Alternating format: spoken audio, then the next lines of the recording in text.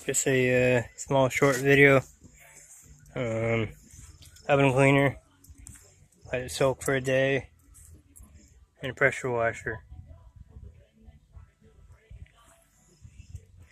Currently ran out of gas, so I couldn't finish the rest of it. But paint underneath it ain't too bad. There's certain areas where it's not so good. Yeah. So, as long as it's taking that crappy blue paint off, that's all that matters. So, here you go, guys.